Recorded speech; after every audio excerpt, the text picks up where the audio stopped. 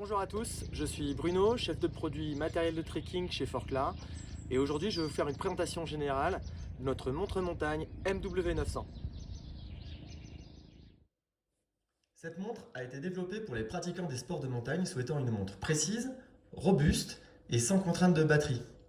C'est pourquoi elle dispose d'une couronne aluminium, deux boutons en aluminium, d'un verre saphir enrayable et fonctionne avec une simple pile CR2032. La MW900 n'a donc pas de GPS, elle se focalise principalement sur la mesure de la performance verticale en utilisant un capteur de pression atmosphérique présent sur le côté. À l'intérieur de la boîte, vous trouvez évidemment la montre. À noter ici la présence d'un QR code qui vous renvoie directement sur la notice détaillée. En effet, à l'intérieur de la boîte, vous ne trouverez qu'un Quick Start, c'est-à-dire un guide de démarrage assez basique, qui vous permet d'apprendre les fonctions générales de navigation, mais qui ne vous explique pas les fonctions dans le détail.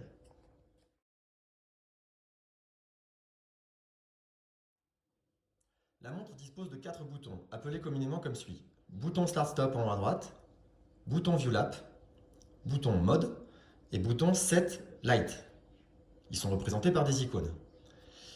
Quand j'appuie sur le bouton Mode, je peux cycler dans les modes principaux de la montre, c'est-à-dire passer de l'heure à l'altimètre, puis au compas, puis au baromètre, au chronomètre, au journal d'entraînement, et ensuite revenir sur le mode heure, et ainsi de suite. Dans chaque mode, les sous-modes sont accessibles par le bouton View. En appuyant dessus, je descends donc dans les modes. Ici, dans le mode heure, je passe en alarme, puis l'heure de coucher du soleil et l'heure de lever du soleil. À savoir que ces deux heures-là sont inversées. Si jamais il fait nuit, on annoncera d'abord l'heure de lever du soleil, puis l'heure de coucher du soleil.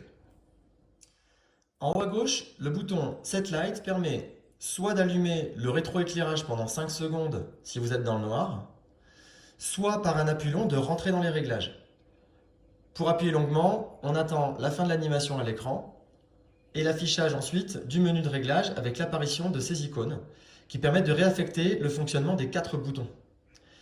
Ici, j'ai donc le plus et le moins qui vont me permettre de changer la valeur, la validation ici en haut à droite qui permettra de passer au réglage d'après ou le retour en arrière. Sur cet exemple, je peux changer le format de ma date en jour-mois ou en mois-jour. Je valide, je règle l'année, le mois, le jour, le mode 24 heures ou 12 heures, l'heure, les minutes, et je valide pour revenir au départ.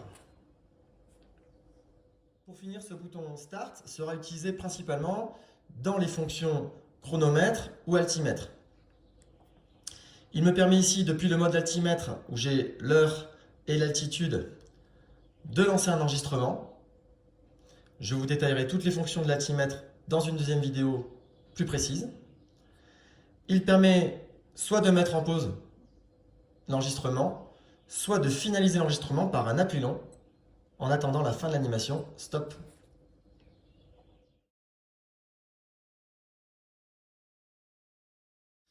Donc cette boussole, elle vous indique votre cap par rapport à l'axe de la montre. Le cap est donné en degrés et en direction avec les indications donc nord, nord-ouest, ouest, etc. Vous avez la possibilité, donc il faudra mettre la montre bien à plat.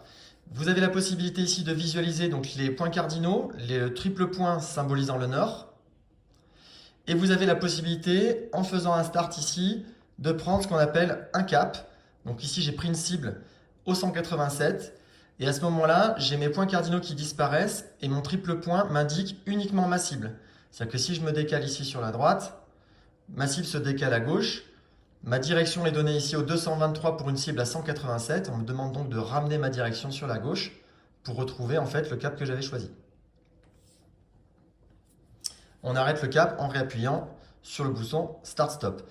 La boussole fonctionne en fait pendant plusieurs secondes, mais comme le poignet ensuite peut bouger, que vous pouvez oublier de sortir du mode boussole et qu'il consomme pas mal d'énergie, au bout d'un certain temps, elle passera en mode veille en vous demandant de réactiver en appuyant sur ce bouton Start Stop. Au niveau du baromètre, dont je ferai une autre pareille vidéo plus précise pour bien expliquer les principes de pression au niveau de la mer. En tout cas, en première lecture, ce que vous pouvez lire, c'est l'heure, la pression locale absolue, c'est-à-dire la pression réellement mesurée par la montre, ainsi que la température. Alors, petite précision sur cette température. La température est utilisée pour compenser en fait la dilatation du baromètre. Donc, si vous voulez avoir une température juste sur votre environnement, il faut enlever la montre du poignet, puisque forcément, quand vous la portez au poignet, l'influence de votre corps va se voir sur la montre, la température va monter. Donc là, je viens juste de retirer la montre de mon poignet. Il ne fait pas 25 degrés chez moi, il doit faire une vingtaine de degrés. Il va falloir que j'attende sans doute 5 à 10 minutes pour avoir la température réelle. Vous voyez qu'elle est déjà en train de descendre ici. Voilà, donc si vous voulez connaître la température, par exemple, dans votre tente, il ne faut pas garder la montre au poignet, il faut l'accrocher sur le fil de votre tente ou dans une poche. Une dernière précision concernant cette montre qui utilise donc une pile. Cette pile, elle va vous durer entre 1 an et 2 ans en fonction en gros de l'intensité de l'utilisation des différentes fonctions comme l'altimètre et la boussole qui consomment un peu plus que le mode horloge simple. Il y a toujours moyen, quand vous n'utilisez pas la montre pendant longtemps, de la mettre en veille. L'intérêt, c'est qu'en fait, ici, si je pars de l'heure, je fais un appui long, vous voyez, il est marqué Standby. J'éteins l'intégralité en fait, de l'écran. Pour autant, l'horloge interne continue de tourner. Donc votre montre ne sera pas déréglée, elle va conserver l'heure, la date, etc. Par contre, écran éteint, elle consommera vraiment rien du tout et ça lui permet, si jamais vous ne l'utilisez pas pendant 1 ou 2 mois, eh ben, de ne pas griller votre batterie.